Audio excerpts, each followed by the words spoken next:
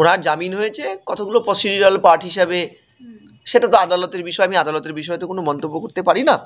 কিন্তু একটা কথা এখানে অ্যাড করে দিই, ওনার জামিন পেলে উনি মুক্তি পাবেন এমন কোনো কিন্তু কথা এখনও বলা যাচ্ছে না। কারণ খেয়াল করতে হবে, ইডি সিবিআই কিন্তু এই মামলাতেই, এরই প্রাইমারি প্রাথমিক শিক্ষার দুর্নীতির আরেকটা মামলায় 9 তারিখে যেটা শুনানি ছিল ওনাকে হেফাজতে নেওয়ার, সেটাকে এগিয়ে এই এজলাসেই তারা করেছেন যে আজকেই শুনানিটা হোক সিবিআই। ফলে এই শুনানিটা যদি আজকে হয় এবং সেটা যদি হেফাজতে দেওয়ার ক্ষেত্রে ফেভারেবল হয়, সিবিআইয়ের ক্ষেত্রে ফেভারে চলে যায়, তাহলে কালীঘাটের কাকু কিন্তু মুক্তি পাবে না। এটা কিন্তু একটু অ্যাড করে দেওয়া ভালো।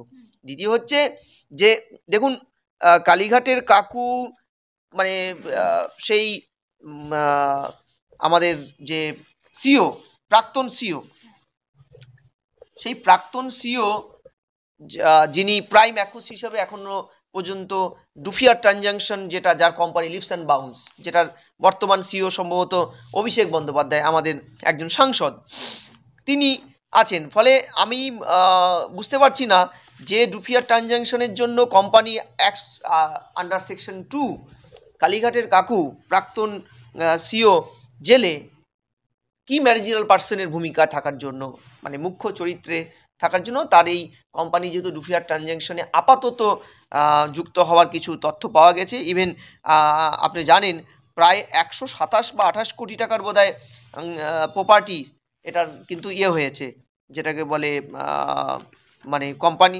কোম্পানির এই টাকাটা কিন্তু সিজ হয়েছে।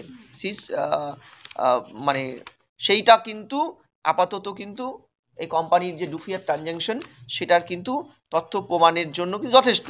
ফলে এই জায়গায় দাঁড়িয়ে অভিষেক বন্দ্যোপাধ্যায় কেন এখনো পর্যন্ত জেলের বাইরে এই একই ঘটনায়, কারণ দেখুন একই ঘটনায় একজন জেলের ভিতরে গেছে, সে মোটামুটি জেল বহুদিন খাটছে, এখনো সাজা ঘোষণা হয়নি, চার্জশিট হবে, তার বিভিন্ন ধরনের প্রসিডিওরগুলো চলছে, তাহলে আরেকজন কি করে বাইরে থাকে?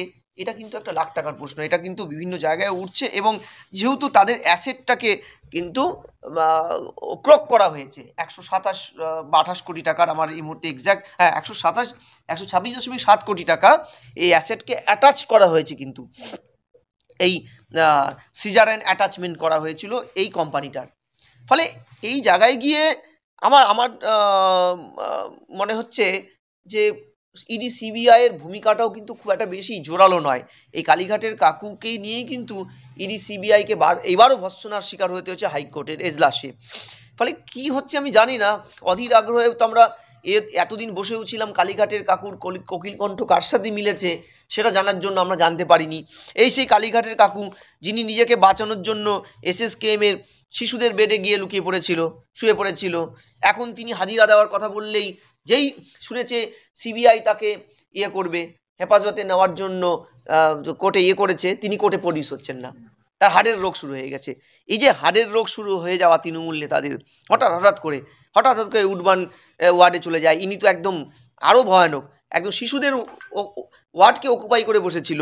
ফলে ইভেন আপনারা জানেন 26শে অক্টোবর 2023 যখন ওনার স্বর পরীক্ষা, কণ্ঠ পরীক্ষা হবে, তখন সিবিআই ইডি টিমকে থেকে বাঁচার জন্য শেষ মুহূর্তে ডক্টর পীযূষ কান্তি রায়, ঠিক আছে, এমএসবিপি, তাকে দিয়ে এমন একটা রিপোর্ট বানিয়ে দেওয়া হলো যে না, তার কণ্ঠস্বর করলে তার মনস্তাত্ত্বিক সমস্যা হবে। মানে ভাবা যায়, গলা এখানে, মাথা এখানে, মনস্তাত্ত্বিক, মানে তৃণমূল নেতাদের এইসব জেল ফেলের নাম শুনলে পরে, ইডি সিবিআই শুনলে পরে বিভিন্ন ধরনের গুপ্ত রোগগুলো বেরিয়ে আসে, এটা তো আমরা বহুদিন জানি। ফলে কালীঘাটের কাকু যে কি ম্যানেজেরিয়াল পার্ট, শুধু তাই নয়, কি কালীঘাটের কাকু এমন একজন চরিত্র যার মাধ্যমে ধীরে ইঁদুর প্রভাবশালী মাথাগুলো কিন্তু কে ক্রোক করার একটা সুবর্ণ সুযোগ ইডি সিবিআইয়ের উভয়েরই আছে। তারা কেন এত বছরেও কিছু করতে পারলো না? কোথায় গেল তার কোকিল কণ্ঠ, কার সাথে মিলল আমরা জানি না। ফলে এই রহস্য নিয়েই হয়তো আমাদের বাকি এটা দেখতে হবে যে এই তদন্তগুলো শরীর সমাধি হলো, আমি জানি না। এই রাজ্যের প্রত্যেকটা মানুষই এখন এটা বলতে মানুষ এখন কিন্তু ধৈর্য হারিয়ে ফেলেছে। এখন দেখবেন এই দুর্নীতি নিয়ে কথা বলে না, কি হবে ইডি সিবিআই তো কিছু প্রমাণই করতে পারে না।